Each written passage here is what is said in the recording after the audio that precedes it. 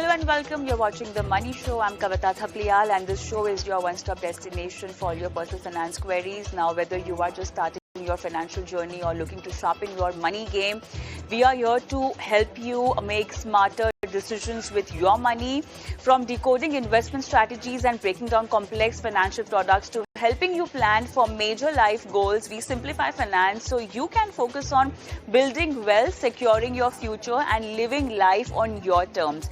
In every episode, we bring expert insights, real stories, and practical tips to help you take control of your financial life one step at a time. So let's get started and make your money work for you.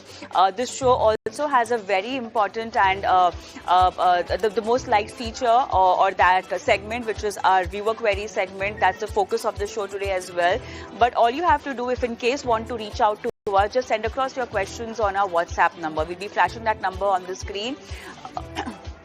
8657974571 is the WhatsApp number. The Money Show at etnow.tv is our email ID where you can send across your questions. Now, do send across all your financial details and your financial goals for which you want a financial strategy, so that our viewers, so that our expert has everything and can guide you better to achieve your financial goals. So let's begin. And today, because our focus will be on our viewer queries and we'll be doing a live financial planning session, I have with me Nisreen Mamaji, CFP Moneyworks Financial Services. Nisreen, hi, good evening and welcome to the show. And let's begin. Nisreen, you have a lot of questions today from our viewers. And the first question, let's begin from, this is from Yaman, from Lakhimpur and Uttar Pradesh. And okay, so he's given the details of his portfolio. Nippon large cap, Motilal mid cap, SBI small cap, Parag Parikh flexi cap, ICICI value fund, value discovery fund, Parag Parikh ELSS, LIC Nifty Next 50. The goal is after 10 years needs 20 lakhs per year for 5 years. And the SIP will be going on for 25 years, and he also plans to step it up by 10%.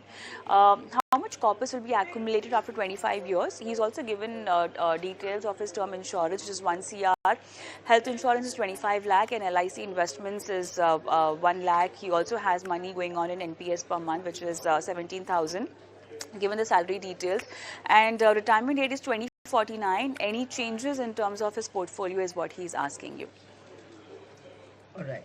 Yeah. So he has an SIP of about 40,000 rupees, and he wishes to, make some withdrawals later.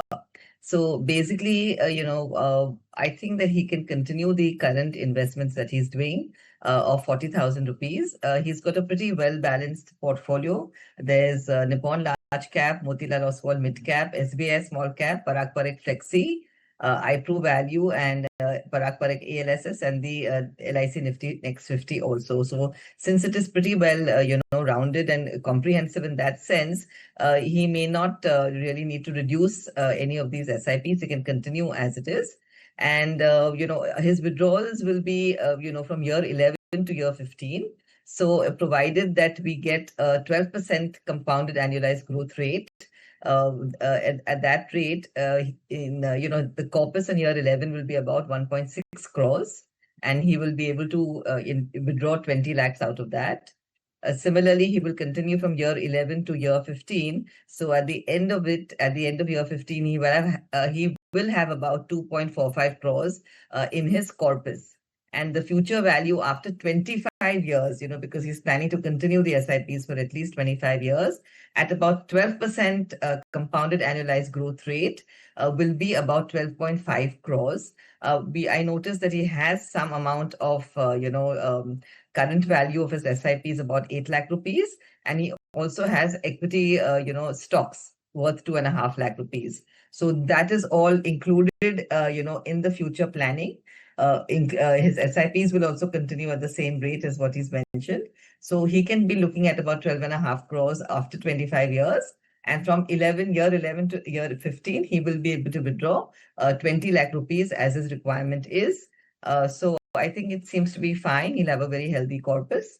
And the funds also are okay. So he can continue at the same funds in the same allocations that he's doing right now. All the best to you. Okay, I don't have him on the phone line, but I hope that he's got everything noted, whatever you've recommended, Nisreen. But I do have the next caller on the phone line with me, which is Sandeep from Bangalore. Sandeep, hi, good evening. How are you doing today? I'm doing fine. Actually, I have query. Hello. Sure. Yeah. Please go on. Okay. I'm expecting 10 lakh as from EPF, and I'm Okay. investing that 1 lakh in gold ETF, 1 lakh in Parak Flexi Cap, and 2 Got lakh it. in 2 lakh in NSE unlisted share. And I just need a Okay. plan for the remaining 6 lakh. What can I do as Mm-hmm. a lump sum investment, whether on stocks Okay. or uh, some mutual fund, or what can I do? Okay. Um, all right. 6 lakh one time investment for 5 years. So, on this show, we'll be talking mostly Yeah. about mutual funds because, as far as share recommendation or stock recommendation is concerned, you can follow that up on other shows which come earlier in the day. But then, Nisreen, what about parking this money in mutual funds? And also, it's a 5 years time horizon. I'm really not sure as to what kind of aggressive strategy you would want to recommend, Sandeep, Nisreen. Sure. So, we've got one aggressive strategy and one not so aggressive. I'll share with him both. So in this, we will recommend Mahindra Manulife large and mid cap about 2 lakh rupees, Nippon India small cap about 2 lakh rupees, and Motilal Oswal mid cap about 2 lakh rupees. Okay. So that is for the 6 lakhs. But if you want to allocate 100% also in the mutual funds, I'll give you the options to invest the entire 10 lakhs. So you can also look at like a flexi cap option for about 2.5 lakh rupees. You can look at, Parak flexi cap or HDFC flexi or Mahindra Manulife flexi cap. You can also look at some amount of mid cap options. So between the mid caps and the small caps, I would recommend one, either the Motilal Oswal mid cap or the Nippon India small cap. Then you can look at also a balanced advantage category because your time horizon is about 5 years. And Kavita rightly said that, you can be looking at something which is slightly less aggressive. So you can look at about 2.5 lakh rupees in the, either the ICICI or the HDFC balanced advantage category. And the balance amount of 2.5 lakh rupees, you can invest it in something called a business cycle fund, which will be rotating the sectors every 3 years and making sure that you are on point even for the shorter term. So we could select for you the Sundaram Business Cycle Fund or the ICICI Pru Business Cycle Fund.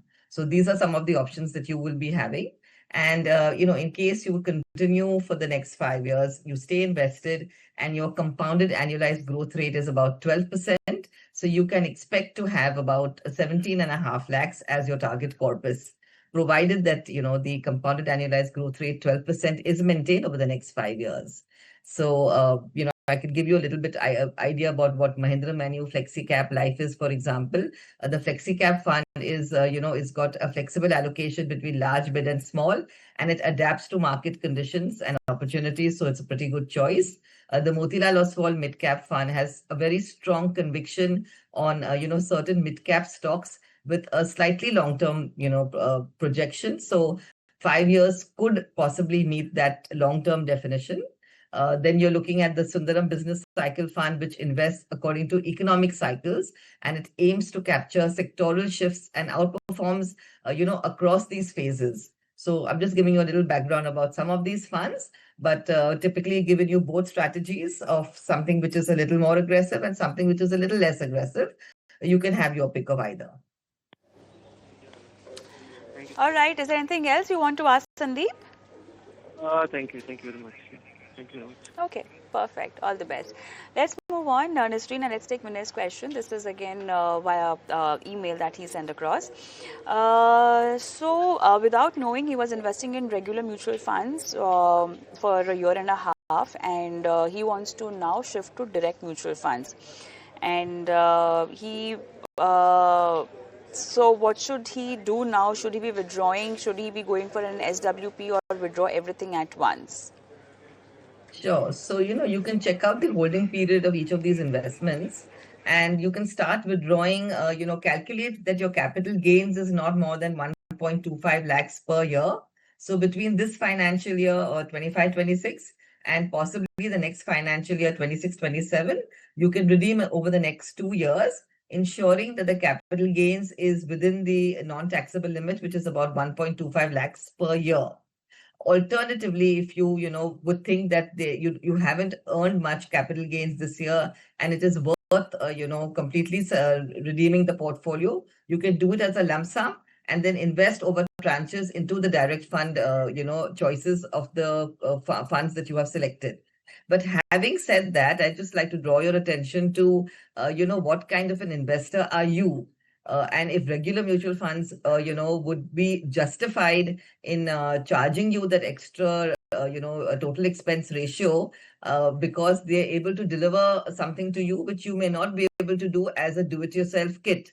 So, for example, you can get personalized advice on your portfolio. For like a amateur investor or a new investor, sometimes the regular mutual funds do work, because you do get the benefit of a planner telling you what the right scheme is, then reviewing the performance of the scheme, hand holding you when the market corrects, because a lot of do-it-yourself people, as soon as there's a correction, will move out of the investment completely and probably book a loss.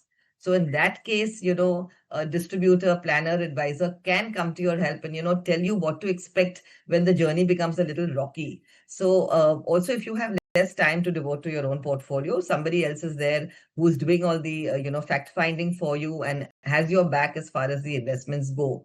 Also, rebalancing of the portfolio. Sometimes we are also busy with our work and with your own professional life, that you may not be able to review the portfolio regularly and make sure that you can rebalance it after every few years during your reviews to make sure that your asset allocation remains on track.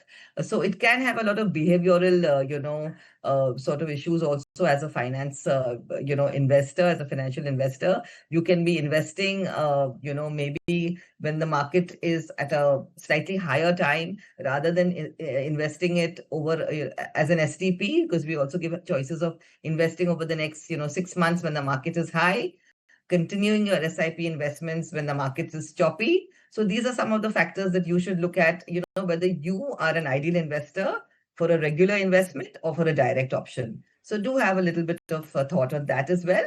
And I've already told you how to move from regular to direct over a couple of years, or just lump sum. All the very best to you.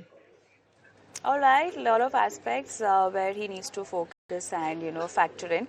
Nisreen, let's just take a quick break and then we'll be again joined by other viewers on the phone line as well. But before I slip into a break, let's also flash our WhatsApp number and email ID where viewers can send across their questions.